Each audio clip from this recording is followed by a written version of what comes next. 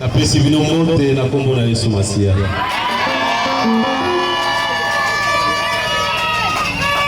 Nalingi kolo Yesu Masia azala esengo pe lipamboli na yo na poko ya lelo. Sans plus tarder, parce que makambo ya kosala eza mwa mingi, tokota mwa mbangu topresente moi ya circonstance. République démocratique du Congo, province de la Tchoba, ville de Bwende, église, ensemble chrétienne, Jésus-Christ, les soutiens de mon âme. En sigle ACJSA. Mesdames et messieurs, à vos titres et qualités respectifs, rendons gloire au Seigneur Jésus-Christ, les soutiens de nos âmes. Dieu Tout-Puissant, Créateur des cieux et de la terre, Maître des temps et des circonstances, Alpha et Oméga, par son amour. La journée d'aujourd'hui, 21 décembre 2025, qui manque l'historique et miraculeuse au monde et en particulier la ville province de la ville de la Tchoba. Incroyable mais vrai. Circonstance de la création de l'église Assemblée chrétienne Jésus-Christ, le soutien de mon âme, en sigle ACJSA, sur vision claire de Dieu notre Père, révélé son humble serviteur, le grand pasteur Espérant Bep, en date du 10 août 2025, de chercher les âmes perdues et de porter la lumière de Jésus-Christ dans le monde selon la parole de Dieu. Je me questionne en cela matin pour la réalisation de la vision comme l'homme incapable, et Dieu m'a visité pour la seconde fois en disant: soyez calme et ferme, je suis l'Éternel et je dis ta volonté soit faite dans ma vie. Sur ce, les orientations m'est venues d'une manière tantôt d'une autre que je ne pourrais tout détailler faute de temps. Bref, l'Éternel est vivant en tout. Sans ignorant nos sincères remerciements de soutenance aux hommes de Dieu, le ministre de la parole, que je salue en passant. Je remercie également Monsieur l'honorable président de l'Assemblée provinciale, Daniel Boteko Makoko, Monsieur le chef de division de la justice et garde des Sceaux, Monsieur le chef du quartier, les fils et filles de Tchoba, solennellement la journée marquante par la foi, et c'est bon Dieu porte possession dans tout le monde la bénédiction qu'avaient promis Abraham, Isaac et Jacob. Les rosées du ciel et la graisse de la terre soient données chez tout le monde au nom du Seigneur Jésus-Christ de Nazareth. Amen.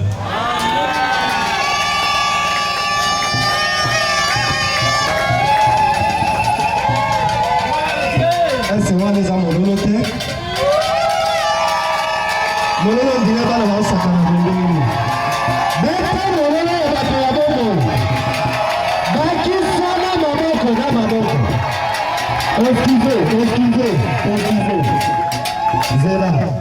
Bato ya koto, vraiment la bango suspect. Bato ya koto. Bon, maintenant, le monolo bidon m'a fait monolo. Jamais. Voilà monolo ya hémorroïde. Bon, matisango les sous. Bon, ça ne s'en a ma boko. Mololo.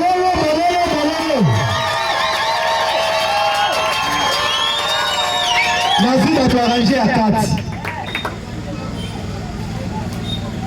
Tu as arrangé à 4, tu as mololo na bino. Bête là, il faut mololo.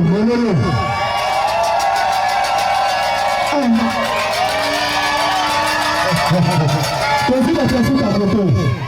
Ton canon mololo à ta souka. Mololo. Après, si ta photo va gagner. Donc, gagner, moi, parce que c'est quoi, mololo ma classe. Zela. Toi, ça ne s'appelle ranger ton garçon qui va encore gagner à Bino. Et ranger ton quai. Mololo, pour la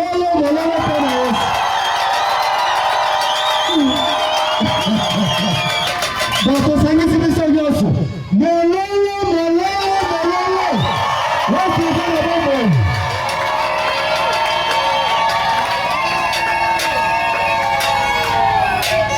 Ok, nakalisi toti kolangalisi okulu kitoko oyo ebetami na papa Mokambi le visionnaire et l'Assemblée chrétienne Jésus-Christ le soutien de Jésus-Christ le soutien de mon âme. Aouti copé sa discours et remerciement naïe, c'est-à-dire acte et gratitude. Et pas il y a un ministre de la parole, et puis il y a un président de l'Assemblée provinciale. Et na bande comme sous nyos. Yango toza koleka malembe toti kolanda discours. Et pas il y a papa visionnaire, le pasteur Révérend Beko. Nde tolingi sikoyo toyeba makambo ya uti koloba soki eza lokuta soki eza ya lokuta to soki mpe eza na moto moko oyo alingi aya kondimisa ke makambo oyo paster auti koloba eza lokuta nde tolingi totelemisa papa moko. Yo ozo prepare kaka maboko na milolo. Yo ozo prepare nini? Lipai wapi tozo telemisa chef de division ya justice. Azoya pona kobeta sete. Lipai ya telemi obati mololo. Obati si maboko,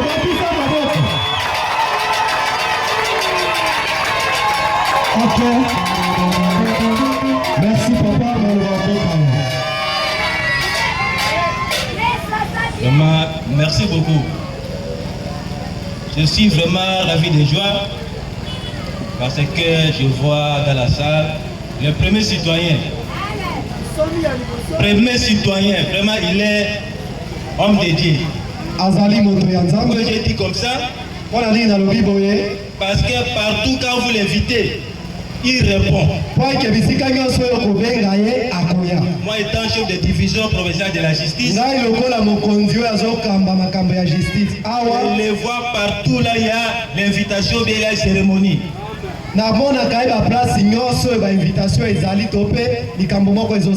Que Dieu les bénisse là où il est.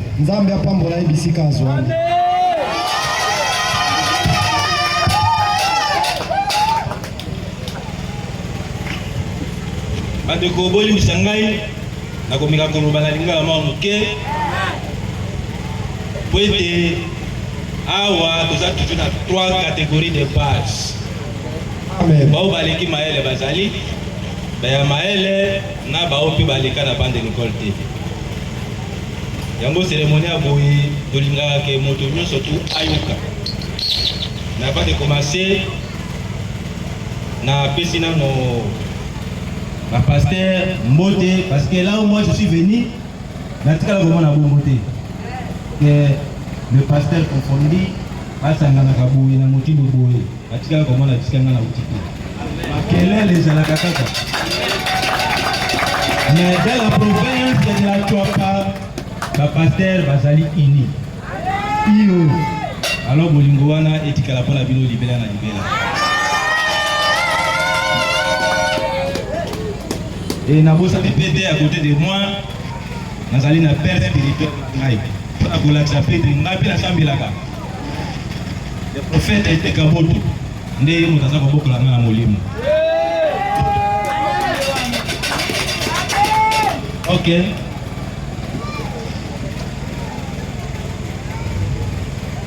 Je vous salue encore tous au nom de Dieu.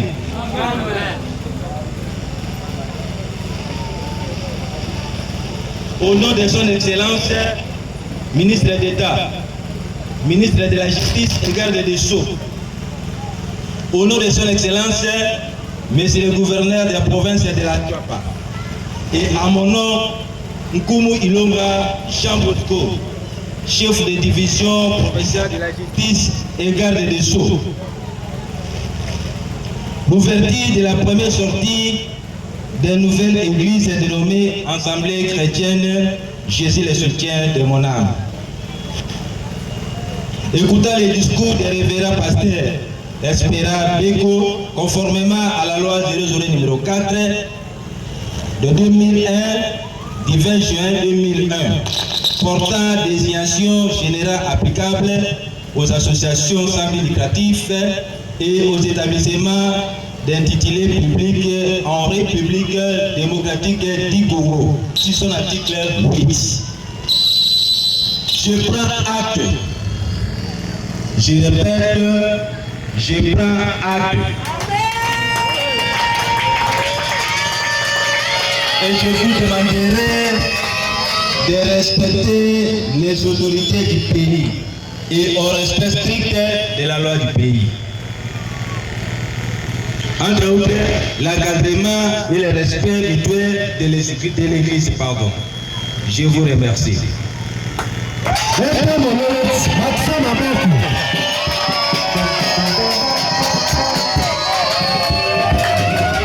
pas encore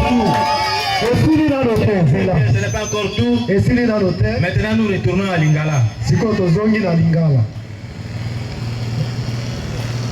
Ezali Naba église ebele soki bali ko bima tomba la liboso baza ko batama leta za ko yeba yango te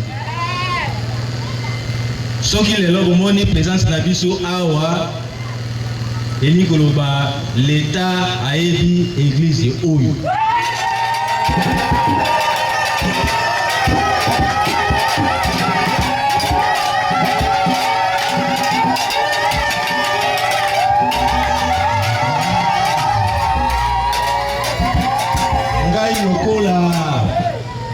Ngai lokola représentant ya ministre national de la justice et garde des Sceaux na Kinshasa lokola nazali awa soki na ndimisi likambo eli kolobaka ye kuna andimisi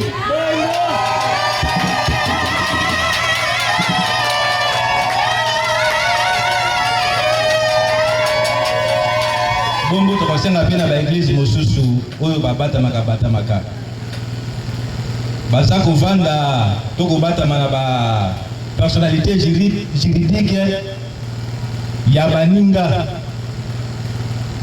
eza malamu mais yo moko nanu kozalaka na mokanda na yo ya église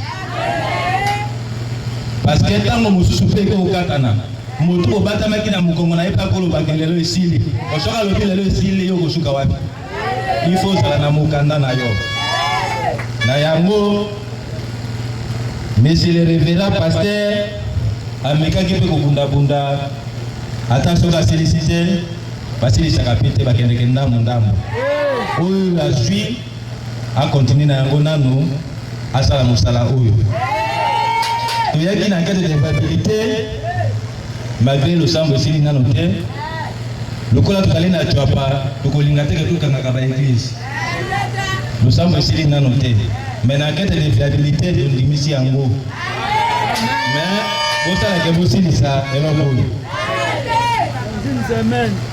yango wana à titre symbolique, monsieur le pasteur, je vous invite de venir à côté de moi.